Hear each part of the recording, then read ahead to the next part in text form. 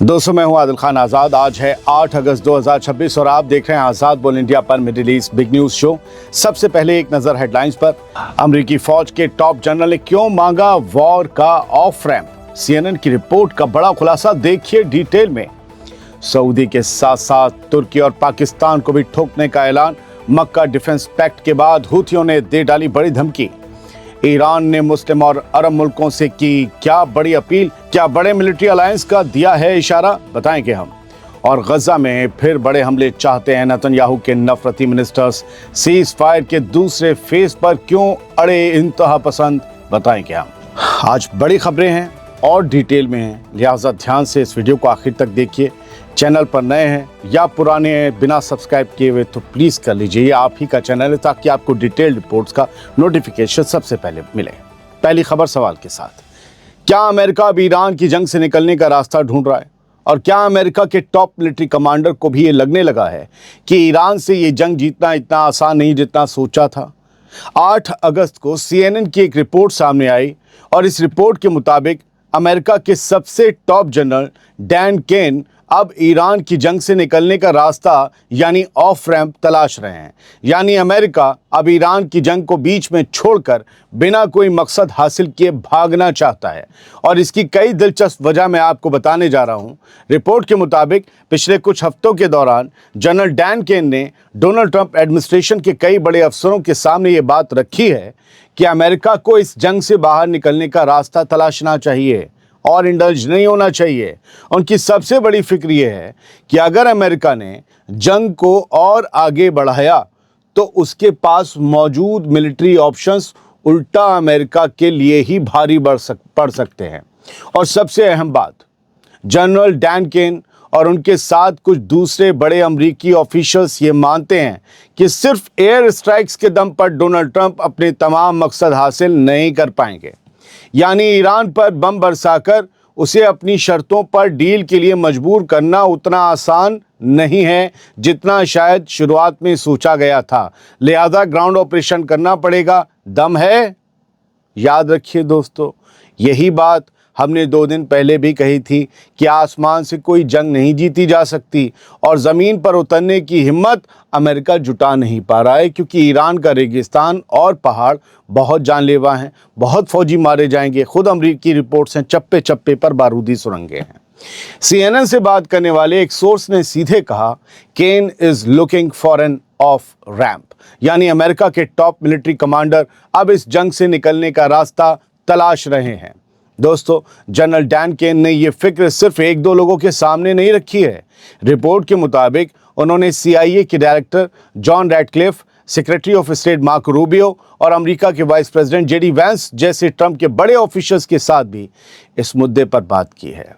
इन बैठकों का मकसद ये समझाना था कि ईरान के खिलाफ अमेरिका के पास जो मिलिट्री ऑप्शंस मौजूद हैं उनमें क्या खतरे हैं और कहाँ जाकर ये जंग अमेरिका के लिए मुश्किल बन सकती है।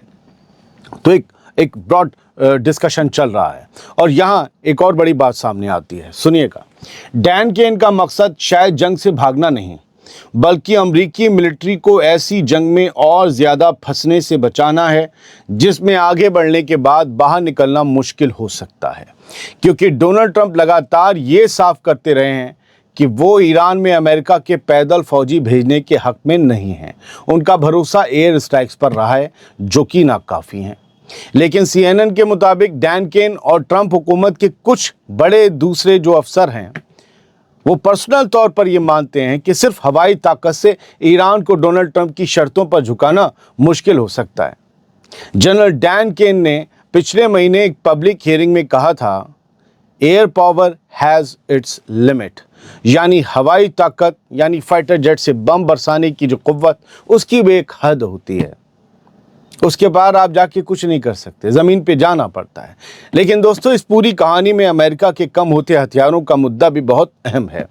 CNN की इस रिपोर्ट के मुताबिक अमेरिका के कुछ अहम मिसाइल और इंटरसेप्टर के ज़ख़ीरे लगातार कम हो रहे हैं। जंग में ऐसा होता है और ये फिक्र सिर्फ अमेरिकी मिलिट्री के अंदर नहीं है। गल्फ़ के कुछ मुल्कों ने भी अमेरिकी ऑफिशियल्स को ये बताया है कि अगर ईरान पर हमले और बढ़े तो अमेरिका के एयर डिफेंस सिस्टम्स की कमी की वजह से ईरान के जवाबी हमलों से उनकी सिक्योरिटी पर बड़ा असर पड़ सकता है। रीजनल मुल्कों ने कहा। तो कहा भैया क्यों आप ये कर रहे हो, जो आप झेल नहीं सकते हमें झेलना पड़ेगी। यानी मामला सिर्फ ये नहीं है कि अमेरिका ईरान पर कितना हमला कर सकता है, मामला ये भी है कि अमेरिका कितने लंबे वक्त तक इस जंग को सेम लेवल पर जारी रख सकता है।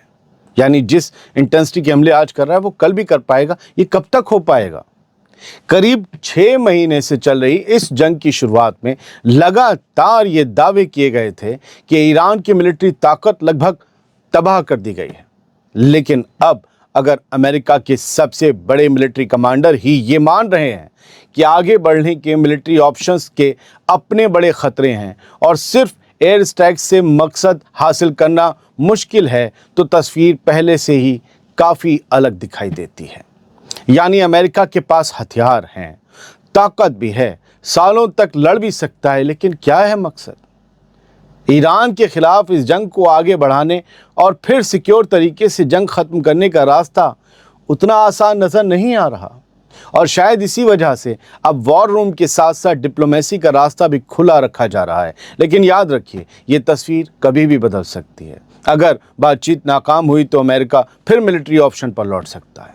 ये बात मैं आखिर में इसलिए कह रहा हूँ क्योंकि लोग कहेंगे आदिल भाई क्या बात कर रहे हो, अमेरिका और हार जाएगा, भाग जाएगा ईरान के। मैं कह रहा हूँ नहीं भागेगा, लेकिन जंग में मकसद हासिल किए बिना लौट जाना, फौज की सलामती के साथ भी भाग जाना ही कहलाता है। ऐसा नहीं कि ईरान ने उसकी चीथड़े उड़ा दिए, नहीं, लेकिन आप आए क्यों थे, ये करी क्यों थी, ये भी तो पूछा जाएगा ना। और मैं ये भी नहीं कह रहा हूँ कि ये मिलिट्री ऑपरेशन ख़त्म हो रहा है। आखिर में मैंने वही कहा ना, ये कभी भी चीज़ें पलट सकती हैं। ये दोनों के पास कुव्वत है अभी लड़ने की। आगे बढ़ते हैं। यमन के हुथीज़ अब सऊदी अरब के साथ साथ एटमी ताकत रखने वाले पाकिस्तान और नेटो के मेंबर तुर्की को भी सीधी वार्निंग दे रहे हैं, धमका रहे हैं, कह रहे हैं तुम्हें भी ठोकेंगे, आओ तुम सऊदी अरब के साथ। ये वार्निंग ऐसे वक्त में आई है जब सऊदी अरब, पाकिस्तान और तुर्की ने मक्का शरीफ में एक साझा डिफेंस समझौता साइन किया है। इस समझौते के मुताबिक अगर इन तीनों में से किसी एक मुल्क पर भी हमला होता है तो उसे तीनों मुल्कों पर हमला माना जाएगा। यानी तीनों मुल्क अब एक दूसरे की सिक्योरिटी के लिए साथ खड़े होंगे। लेकिन दोस्तों, हुथीज़ की तरफ से इस डिफेंस समझौते पर सख्त रिएक्शन आया है। हुथियों का अपना कोई एक मुल्क की पूरी हुकूमत नहीं है, उनका एक यमन के एरिया पे, एक बहुत बड़े एरिया पे कंट्रोल है, वो अपनी एक पैरेलल हुकूमत चला रहे हैं। लेकिन ये वार्निंग कुछ ज़्यादा बड़ी है। हुथियों की सुप्रीम पॉलिटिकल काउंसिल के प्रेसिडेंट हैं मेहदी अल मशाद, उन्होंने कहा है कि सऊदी अरब के साथ हुथीज़ के खिलाफ किसी भी मिलिट्री कार्रवाई में शामिल होने वाला कोई भी मुल्क या ग्रुप खुद हमलावर माना जाएगा, चाहे वो सऊदी अरब के साथ आने को किसी भी नाम या वजह के साथ पेश करे कि नहीं हम दोस्त हैं, हमारा पैक्ट है, ये वो काम नहीं मानेंगे। यानी अगर तुर्की हो, पाकिस्तान हो या कोई और मुल्क सऊदी अरब के साथ मिलकर हुथियों के खिलाफ हमला करता है तो हुथीज़ की नज़र में वो दुश्मन माना जाएगा। ये तुर्की और पाकिस्तान के लिए अलार्म है। अल मशाद ने कहा कि कोई नया समझौता पहले से चल रही जंग की हकीकत को पीछे जाकर नहीं बदल सकता और हुथीज़ की तरफ से नाकेबंदी के बदले नाकेबंदी की पॉलिसी तब तक जारी रहेगी जब तक उसके मकसद पूरे नहीं हो जाते। उन्होंने सऊदी अरब को भी सीधी वार्निंग देते हुए कहा कि अगर कोई मुल्क सऊदी अरब के साथ मिलकर यमन में हुथियों के खिलाफ उसकी 12 साल पुरानी जंग और नाकेबंदी में शामिल होता है तो उसे भी अग्रेसर माना जाएगा, हमलावर माना जाएगा। यानी हुथियों की तरफ से साफ पैगाम है, सऊदी अरब के साथ आकर हुथियों के खिलाफ मिलिट्री एक्शन किया गया तो फिर हमला सिर्फ सऊदी अरब तक महदूद नहीं रहेगा, उसके साथ आने वाले मुल्क भी निशाने पर आ सकते हैं। अल मशाद ने यह भी कहा है कि अगर सऊदी अरब अपने साथ पूरी दुनिया को भी खड़ा कर ले तब भी इससे उसे कोई फ़ायदा नहीं होगा। उन्होंने कहा कि इंसाफ और इज़्ज़त के साथ अमन और अच्छे पड़ोसी जैसे रिश्तों की कीमत हमेशा जंग से कम होगी। यानी मक्का में सऊदी अरब, पाकिस्तान और तुर्की के डिफेंस समझौते के बाद हुथियों ने भी अपना रुख साफ कर दिया है और अब अगर इस समझौते के तहत हुथियों के खिलाफ कोई मिलिट्री एक्शन होता है तो इसके जवाब में ये जंग और बड़े दायरे में फैल सकती है। याद रखिएगा, तुर्की के पास बहुत मजबूत मिलिट्री है, नेटो की दूसरी मजबूत। पाकिस्तान इकलौता मुस्लिम एटॉमिक देश है, एटम बम नहीं गिरा दे रहा है। सऊदी अरब के पास बेपनाह दौलत भी है और मॉडर्न एडवांस हथियार भी हैं। लेकिन हमें ये भी याद रखना है कि ये हुथीज़ अमेरिका के ख़िलाफ़ भी लड़े हैं اور خود امریکہ نے پچھلے سال ان کے ساتھ سیز فائر کیا کہ نیوی کے اوپر ان کی میزائلیں نہ آئیں۔ انہوں نے اسرائیل پر بھی حملے کیے، اپنے کئی لیڈرز کو گوایا۔ تو ان کی دھمکی کو ایویں نہیں لیا جا سکتا، یہ حملے کر بھی سکتے ہیں۔ بڑھتے ہیں آگے۔ ایران نے تمام عرب اور مسلم ملکوں سے ساتھ میں آ کر ایک بڑا ملٹری الائنس بنانے کی اپیل کی ہے۔ ایران نے ملٹری الائنس کا نام تو نہیں لیا، لیکن اس کا پیغام صاف ہے کہ اب مسلم ملکوں کو اپنی سیکیورٹی اپنے دم پر کرنی ہوگی۔ ایران کے فارن منسٹر عباس اراغچی نے کہا کہ ایرانی آرمڈ فورسز نے دنیا کی سب سے مہنگی ملٹری کا سامنا کر کے اپنی طاقت، تیاری اور قابلیت ثابت کر دی ہے۔ اراغچی نے کہا کہ جب مسلم ملک ایک ساتھ کھڑے ہوں گے تو وہ باہر سے آنے والے ہر خطرے کا سامنا مل کر سکتے ہیں۔ انہوں نے مسلم ملکوں سے کہا کہ اب وقت آ گیا ہے کہ وہ اپنی سیکیورٹی کے لیے صرف باہر کے ملکوں پر بھروسہ کرنے کے بجائے ایک دوسرے کا ساتھ دیں اور سچا بھائی چارہ قائم کریں۔ دوستو، ایران نے بھلے ہی سیدھے طور پر کسی ملٹری الائنس کی بات نہیں کی ہے، لیکن اس کے اس بیان کا مطلب یہی نکالا جا رہا ہے کہ مسلم ملک اگر اپنی سیکیورٹی اپنے دم پر کرنا چاہتے ہیں تو انہیں آپس میں مل کر کوئی بڑا سیکیورٹی سسٹم بنانا ہوگا، نہ کہ ایک دوسرے کے خلاف۔ کیونکہ آج کئی عرب اور گلف ملکوں میں امریکہ کے بڑے ملٹری بیس موجود ہیں، جنہیں لمبے وقت سے ان ملکوں کی سیکیورٹی کا حصہ مانا جاتا رہا ہے۔ ان کا بڑا نیٹ ورک گلف وار کے بعد تیار ہوا تھا، جب صدام حسین کے خلاف بہت ملکوں نے حملہ بولا تھا۔ تب امریکہ کا ساتھ نیٹو نے دیا تھا، یورپ نے دیا تھا، آج تو ایران کے خلاف کوئی نہیں دے رہا۔ اتنا بڑا حملہ تھا وہ صدام کے خلاف، اور اس کے بعد یہ سب اڈے بن گئے ککرمتوں کی طرح یہاں۔ اب حالات بدل چکے ہیں، ریجن میں طاقت کا پورا بیلنس پہلے جیسا نہیں رہا۔ اور دوستو، 7 اگست کو ہی مکہ شریف میں سعودی عرب، ترکی اور پاکستان نے ایک بڑا جوائنٹ ڈیفنس پیکٹ سائن کیا ہے۔ اس سمجھوتے کے مطابق اگر تینوں میں سے کسی ایک ملک پر ملٹری اٹیک ہوتا ہے تو اسے تینوں ملکوں پر حملہ مانا جائے گا، یعنی سعودی، ترکی اور پاکستان اب اپنی کلیکٹیو سیکیورٹی کو مضبوط کرنے کے ڈائریکشن میں آگے بڑھ رہے ہیں۔ اور اسی سمجھوتے کے فوراً بعد ایران کے فارن منسٹر کا یہ کہنا کہ مسلم ملکوں کو ساتھ کھڑے ہو کر اپنی سیکیورٹی خود کرنی چاہیے، اس بیان کو اور بھی اہم بنا دیتا ہے۔ ہو سکتا ہے ایران کو سعودی عرب، ترکی اور پاکستان کے اس ڈیفنس پیکٹ سے کوئی سیدھی پرابلم نہ ہو، بلکہ وہ چاہتا ہو کہ اس طرح کے سیکیورٹی ارینجمنٹس میں اور بھی عرب اور مسلم ملک شامل ہوں۔ اور جہاں تک میری معلومات ہے، کچھ اور بھی عرب اور مسلم ملک اس پیکٹ میں شامل ہو بھی سکتے ہیں، اس پر ایک الگ رپورٹ بنائی جا سکتی ہے۔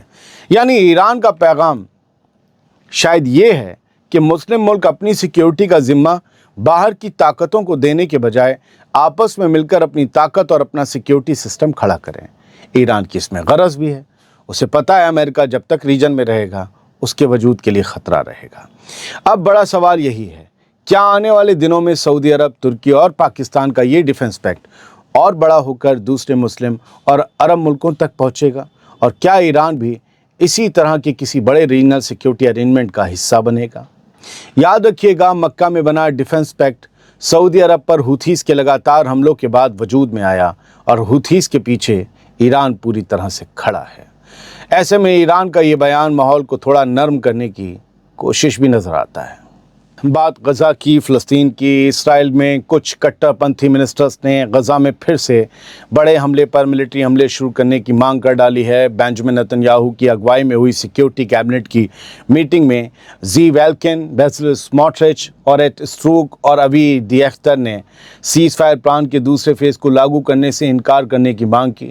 رپورٹ کے مطابق سموٹرچ اور اسٹروک نے غزہ میں انٹرنیشنل اسٹیبلائزیشن فورس کی انٹری روکنے کی بھی مانگ کی، جبکہ اسرائیلی کیبنٹ ایک ہفتہ پہلے ہی اس کی تعیناتی کو منظوری دے چکی ہے۔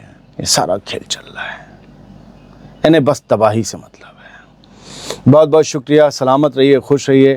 طبیعت ناساز تھی، کافی ناساز تھی، سوچا تھا آرام کروں گا 1-2 دن، لیکن مجھے بھی خبر بنائے بنا رہا نہیں جاتا، آپ سے ملے بنا۔ میرے حق میں بھی دعا کریں، مجھے طاقت ملے اور جو موسمی بیماریاں ہیں 1-2 ان سے نجات ملے، اور کچھ نہیں ہے، سیریس نہیں ہے۔ تو بس اسی وجہ سے دیر سے آئے، اور ڈیٹیل میں شو بنانے، ڈیٹیل رپورٹ پڑھنے میں گھنٹہ لگ جاتا ہے، پھر اسے آپ کی زبان میں ڈھالنے میں دیکھو محنت تو لگتی ہے۔ آپ بھی اگر اس رپورٹ کو بنائیں گے آپ کو کئی اور گھنٹے لگیں گے۔ تو آپ لوگوں سے بس اتنی گزارش، تھوڑا صبر۔ میں कम वीडियो डाल के मेरा ही घाटा है, लेकिन ज़्यादा डाल के कूड़ा नहीं कर सकता। क्या सीखा, क्या याद रखा? बस मैं कमाऊं और व्यूअर्स बनाऊं, ये सब नहीं होता मुझसे। तो कम काम करेंगे, क्वालिटी काम करेंगे। बहुत बहुत शुक्रिया, सलामत रहिए। सब्सक्राइब कर लीजिए प्लीज़। Thank you.